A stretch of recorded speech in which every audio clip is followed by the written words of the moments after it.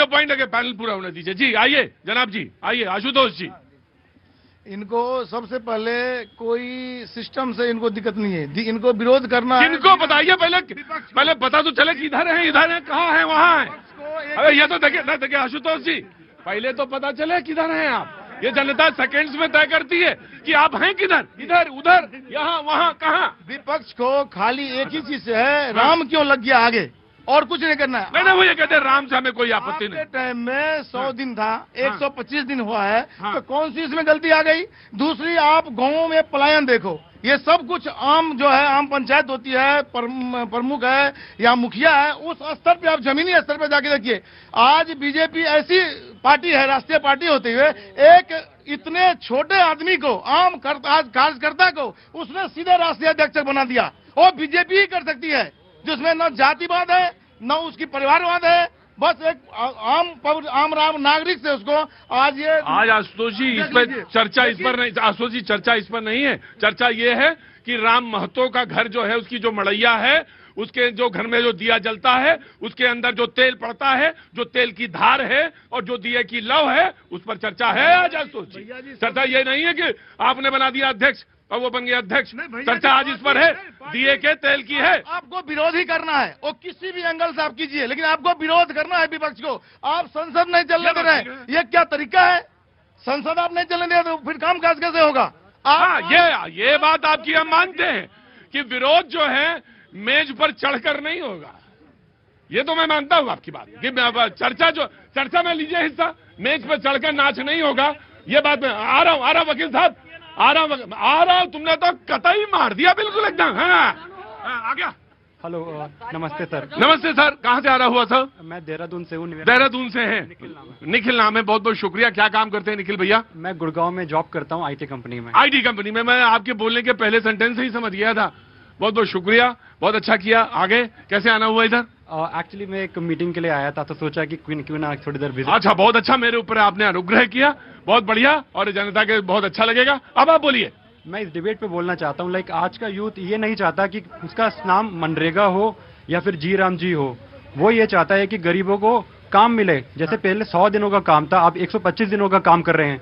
पहले 90-10 रेशियो था, अब 60-40 रेशियो हो रहा है। थोड़ा सा बर्डन स्टेट पे भी आ रहा है। मैं चाहता हूँ कि ब्यूरोक्रेसी ने जो स्टेप उठाया है वो बहुत ही काबिले तारीफ है। क्यों? क्योंकि लोगों के घर में काम आना चाहिए। हम लोग तो यहाँ बड़े बड़े शहरों में काम कर लेते हैं, लेकिन वो जो गांव में लोग काम करते हैं, जो आधी से ज्यादा आबादी शहरों में नहीं रहती है, उनका भी सोचना चाहिए। हमें नहीं लेना देना ना राहुल गांधी से ना मोदी जी से। हमें चाहते हैं कि देश आगे बढ़े, हमारी तरह हम आदमी भी, गाँव का गरीब भी आगे बढ़े। Thank you so much. ये नवयुवक है जो IT सेक्टर में काम करता है और इसकी अपनी सोच है और ये अपनी सोच के अनुसार बोल रहा। जी मैं आऊंगा बूढ़े तोतों से भी पूछूंगा।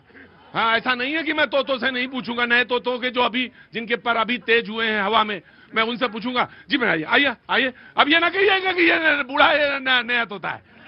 ये कभी कभी ऐसा होता है कि कुछ लोग जो होते हैं दिखते हैं, पीछे खड़े रहते हैं, वो आते ही नहीं आगे बोलने के लिए। मैंने उनको बुलाया है। जी आप भी आइए, चश्मे वाले जी। अभी एक प्रश्न उठा था कि ऑपोजिशन काम नहीं करने देती।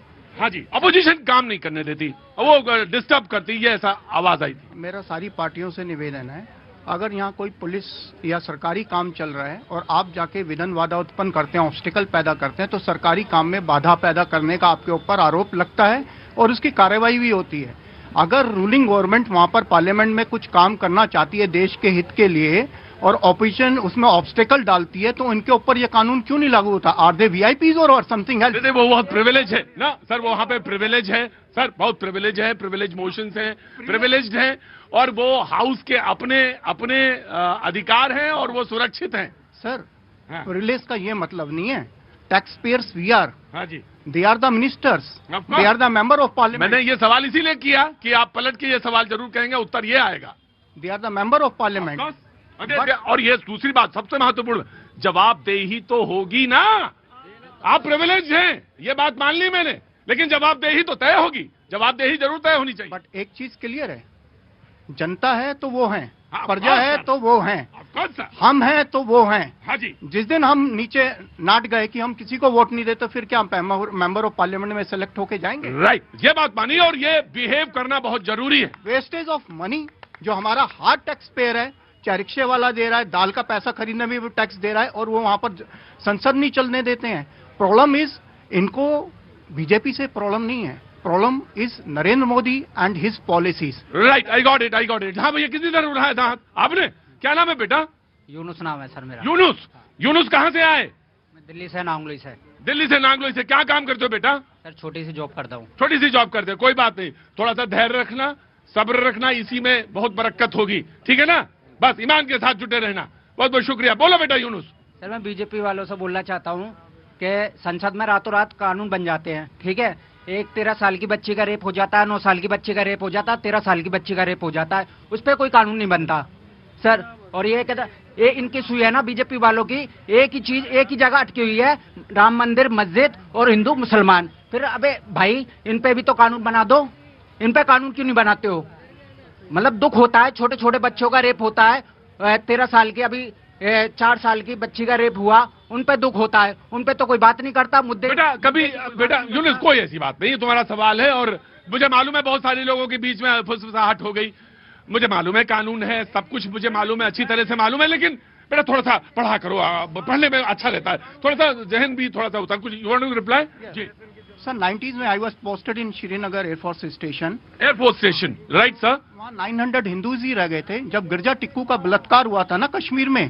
तो Congress was ruling in the central and इन्होंने कोई रूल नहीं बनाया, और ना ही उनका वहां पर जो कश्मीरी हिंदू भागे थे या गिरजा टिक्कू को, वहां पर ये नहीं आए कि यहाँ पर भी कोई कानून लागू होना चाहिए। आप किसकी बात करते हैं? ठीक है, ये बच्चा ही है।